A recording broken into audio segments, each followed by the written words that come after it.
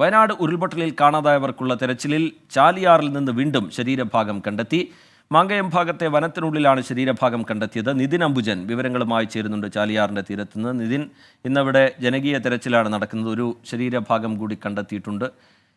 Inquest നടപടി, DNA പരിശോധനയ്ക്കുള്ള നീക്കം, അതൊക്കെ എങ്ങനെയാണ് ഉണ്ടാകുന്നത് നിതിൻ? റിജിത്ത്, ഈ ചാലിയാർ തീരത്തെ ജനകീയ തിരച്ചിൽ പുരോഗമിക്കുമ്പോൾ ശരീരഭാഗങ്ങൾ കൂടുതൽ കണ്ടുകിട്ടുകയാണ്. ഇന്നിപ്പോൾ മുണ്ടേരിയിലെ ഉൾവനത്തിൽ മങ്കയം ഭാഗത്താണ് ഇപ്പോൾ വീണ്ടും ശരീരഭാഗം കണ്ടെത്തിയിരിക്കുന്നത്.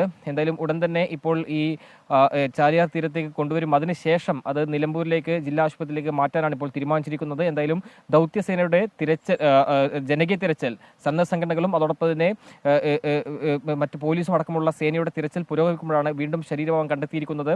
ഇതോടെ 249 പേരുടെ മൃതദേഹമാണ് ഇപ്പോൾ ചാലിയാറിൽ നിന്ന് മാത്രം ഒഴുകിയെത്തിയിരിക്കുന്നത്. ആ ഒരു സാഹചര്യത്തിൽ എന്തായാലും കൂടുതൽ തിരച്ചിൽ ശക്തമാക്കാൻ തന്നെയാണ് തീരുമാനിച്ചിരിക്കുന്നത്. നമുക്കറിയാം, ഇന്ന് ജനകീയ തിരച്ചിലാണ് ചാലിയാർ തീരത്തും അതോടൊപ്പം വനമേഖല കേന്ദ്രീകരിച്ചുള്ള തിരച്ചിൽ പുരോഗമിക്കുന്നു. കഴിഞ്ഞ 2 ആഴ്ചക്കിടെ ഓരോ തിരച്ചിൽ നടത്തുമ്പോഴും ഈ ശരീരഭാഗങ്ങൾ കണ്ടെത്തുന്ന ഒരു സാഹചര്യത്തിനാണ് ജനകീയ തിരച്ചിൽ നടത്തി തിരച്ചിൽ വ്യാപിപ്പിക്കാൻ തീരുമാനിച്ചത്. അങ്ങനെ തിരച്ചിൽ മുന്നോട്ട് പോകുമ്പോഴാണ് ഇപ്പോൾ ഉൾവനത്തിൽ നിന്നും ഒരു ശരീരഭാഗം കണ്ടെത്തിയിരിക്കുന്നത്. എന്തായാലും ഇൻക്വസ്റ്റ് നടപടികളടക്കം വേഗത്തിൽ പൂർത്തിയാക്കുന്ന നടപടികൾ പോലീസ് സ്വീകരിച്ചു വരും.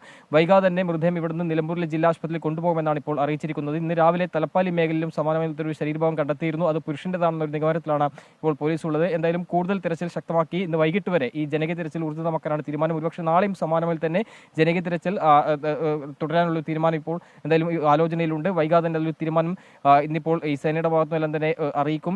എന്തായാലും ഈ മമ്പാട് റെഗുലേറ്റർ കേന്ദ്രീകരിച്ചുള്ള പരിശോധന ഇപ്പോൾ സ്കൂബ ടീം അംഗം ഇറങ്ങി അവിടെ പരിശോധന നടത്തുന്നുണ്ട്. അങ്ങനെ സാധ്യമായ എല്ലാ തിരച്ചിലും ഇപ്പോൾ സേനയുടെ ഭാഗത്തുനിന്നും നടക്കുന്നുണ്ട്.